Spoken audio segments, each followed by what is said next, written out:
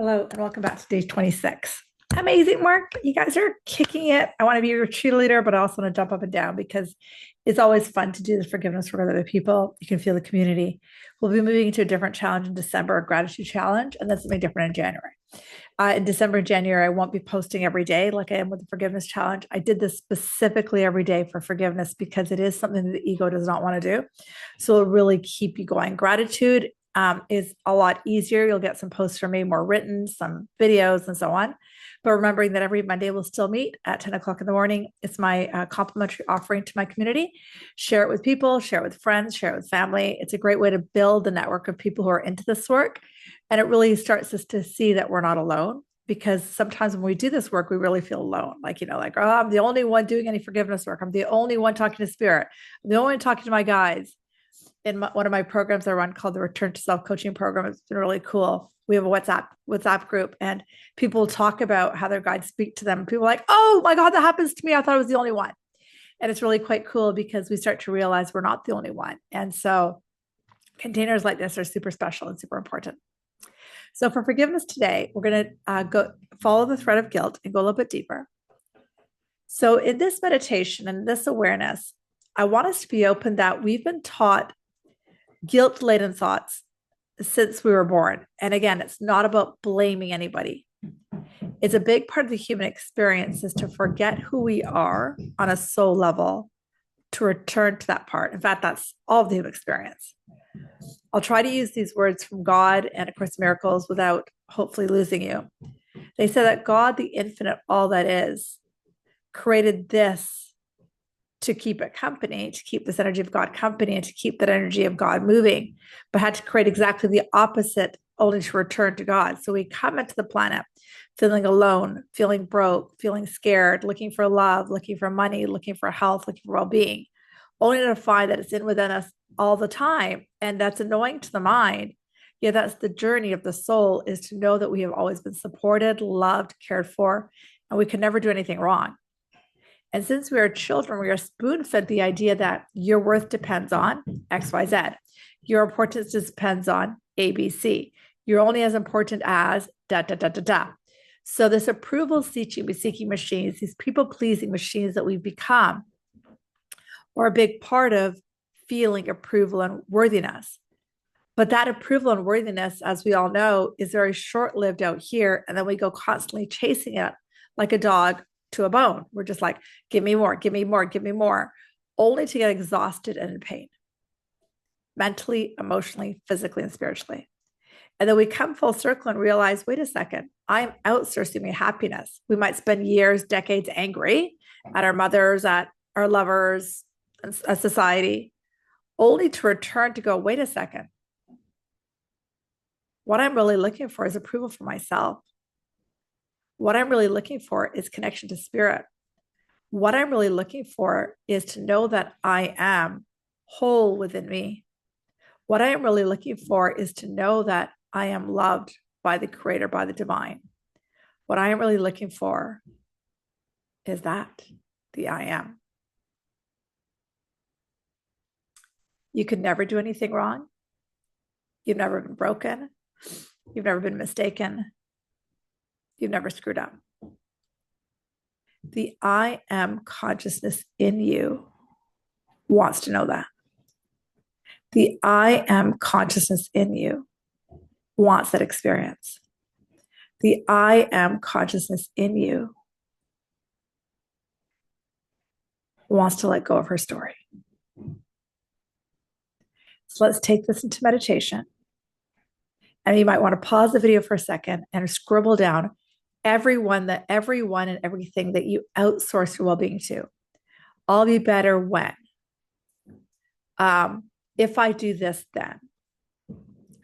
What it takes for me to feel better is. I am only safe when. My well-being depends on people taking care of me when. My well-being depends on me doing this then. Like, I want you to just journal from all these little threads.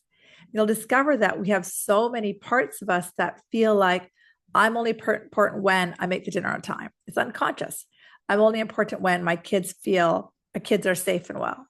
I've done a good job when. And so it's all if, when, if, then, if, then. And so we have outsourced our safety, our well-being, our approval to all these other sources. And yet it can only be within us to begin with. So let's go and close our eyes. Once the eyes close, just feel the breath again. We've done this every day for 26 days. And just breathe into it. Maybe you skipped a few days, who cares? Take a few breaths. Bring in your guides, your divine support team, and breathe. Long breath in. Slow breath out. Deep breath in. Quiet breath out. Feel your body. Feel your breath. You might feel pressure changes, temperature changes, goosebumps, tingles. That's all the guides. Walk yourself over to a beautiful place in nature. Maybe it's a garden. In the middle of this garden, you see an altar of the Holy Spirit. Behind the altar stands the Holy Spirit. Now, that may be a visual, it may be a sensation, it might be a knowing. And she stands here to clear our fears, our worries, our less than. Her job is the forgiveness. Our job is to walk over to her and take a few breaths. Long breath in, slow breath out.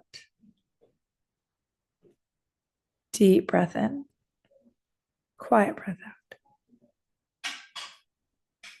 And go ahead and place on the altar every thought that you have been taught, you have absorbed, you have had the idea that you're less than. I'm less than that, and I will be better if, and just place that there. Life will be better when, place that there. I matter when, and place that there. I look for approval if this happens, and place that there. And simply say the beautiful forgiveness prayer. Forgiveness set me and everyone free. Forgiveness set me and everyone free. And just breathe. Take a few breaths in and long breaths out. Deep breath in, quiet breath out. Just breathe. Just breathe. Just breathe. This metamorphosis, this transformation is happening right now. You are forgiving the lack consciousness that you were taught. You are forgiving the idea that you are better when, and just give that to Spirit. Release it. Forgiveness set me and everyone free. Just keep saying that. And imagine her putting her hand on her heart. Imagine her placing her hand on your heart. There you go. Forgiveness set me and everyone's free. And just stay here for about 10, 20, 30 breaths. Forgiveness set me and everyone free. A few more deep breaths.